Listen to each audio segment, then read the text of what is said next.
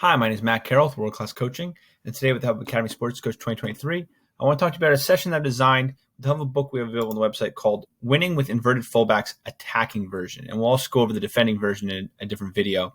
But this is by Luca Bertolini, and I'll put this up on the comment section so you can check out the book for yourself.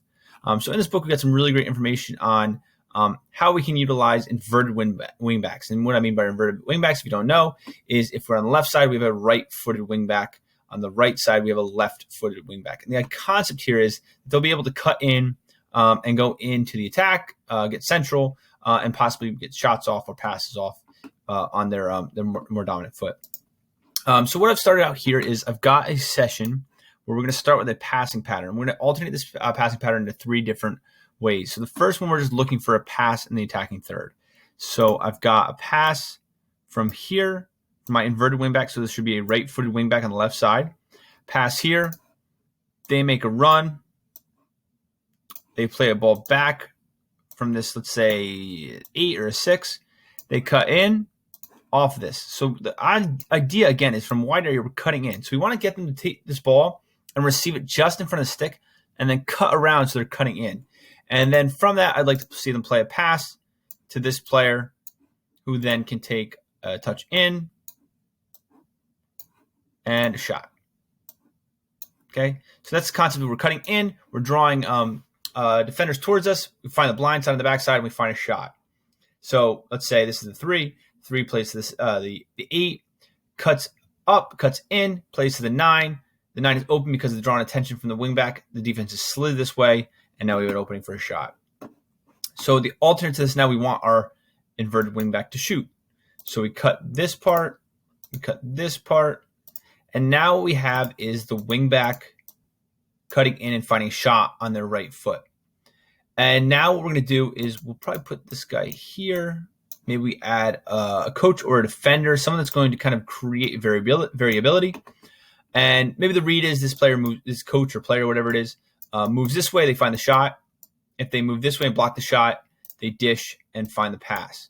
So now we're including in this passing pattern not only the pattern itself and the way we want the movement to occur within the game, but we're now making it more realistic and then we're having decision-making involved in it. Should I cut in and find the look? Should I cut in and find the shot? And this is where you can create your variability in your coaching. Do you want this player? Is this the type of player you want generally cutting in and trying to shoot? Is this a player that you want to pass first?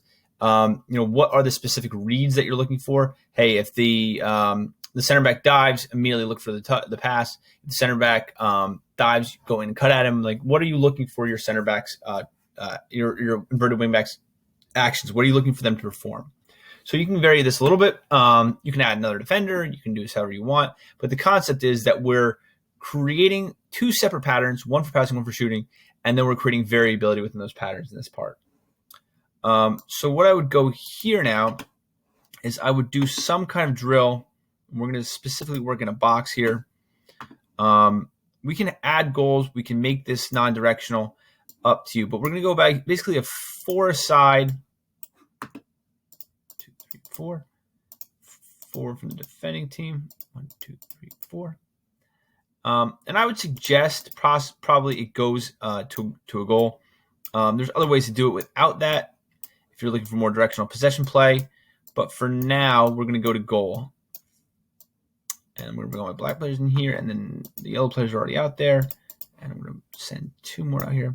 And so what these players are doing, they can't attack each other on the outside of the grid. But let's say every time black is able to get 3 passes, they can play to the wide area. So the possession game you would do here is it would be every 5 passes you completed or 3 passes you completed, we can play a ball out to the inverted winger. Okay. So if we're saying it's this side, we're going to have the lefty on this side, the righty on this side. Anytime we play him, he can take a touch in from play, and the player that passed it then has to become that wingback or something along those lines. So we're looking for a replacement game where they play out wide. This player is then cutting in into the field. Again, it's non-directional, just cutting into the space, and then this player is replacing and covering their position out wide. Now you can do this to start and then switch to the the directional game as kind of a warm-up to it. You can do this standalone just to teach the idea of cutting in, but you got a lot of different options here. Now here, ostensibly, we're going to play the exact same game as we're going to play in the next round, but this is just a more small-sided game where this will delete. These players cut in here. They're defending the ball here. We play this pass here. The inverted winger cuts in. And now we play until we lose possession.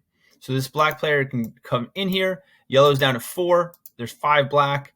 And we are playing to goal. So this player can cut in and immediately find a shot. They can immediately find a pass. Okay, maybe we go here. Maybe this player makes a run here and we find a pass here. So we got a lot of different options. As soon as we lose possession, though, player on black here jogs back out. We get out and we go back to a 4v4. Now, you can do this. Also, you can have the players on the outside be neutrals, and you only have one outside. If you're limited for numbers, you'd rather keep it that way where you don't have 3 players not involved in the play. So that's one of the variations you can play on this game. Now, what we would do, the next stage is before we get into our scrimmage. Let me see if we can find a full-sided. Play full-sided here. And now what we would do is we play full 11v11. Doesn't work with these players. But we'd have a full 11v11. And I'm not going to set the entire thing up. But we'd cut it down on the full field to having about what is it called? 9 players in the field. And the 2 wide players would start just as we did in the other game, where they would play as so we'll play 2 center backs here. They'll play as the inverted wing backs attacking. So oops, not him. And I'm not going to put the other team in here just for time's sake. But let's say we have 4-4-2 here. Okay, so it's 4 because the wing backs, 4-2. In this concept, we have they can be there's fullbacks that are attacking. We can play them as inverted wingbacks where we drop a 6 in here. Really, the formation is really it's up to you. Okay, generally in a 4-4-2, you're not playing with true wingbacks, but you can play inverted attacking fullbacks here and other things like that. So again, this is just kind of just to get the graphic in there. There's a lot of variability within it, but you have attacking players, and we're cutting out the outside backs, and we're leaving those channels in for the purpose of when the yellow team attacks. There will be space for them to work into. But either way, we play live, and same kind of concept. It's just a bigger pitch where if we can get the ball out wide, bang, he runs onto it, and he's able to cut in and attack. So we're really focusing and honing in on those 2 concepts of cutting in and then making the decision to pass or shoot.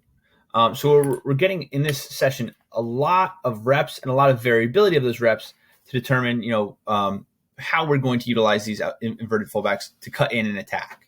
And from here, what I would do is I would go straight into scrimmage without the regulations and see if these players can then utilize the movements we've been working on all session in a dynamic and fluid and realistic setting in the 11v11 game or 9v9 or 7v7, whatever you're working on. So I'd love to hear how you utilize your inverted fullbacks, how high you get them, how much you're attacking, what are the visual cues you're looking for of when to cut in and things like that. And I'd love to hear that in the comment section. So start off there. So again, my name is Matt Carroll with the help for World Class Coaching, the Help Academy Sports Coach 2023. And the book will be available on the website that I will put into the comment section for you, Winning with Inverted Fullbacks Attacking. I hope this session finds you well.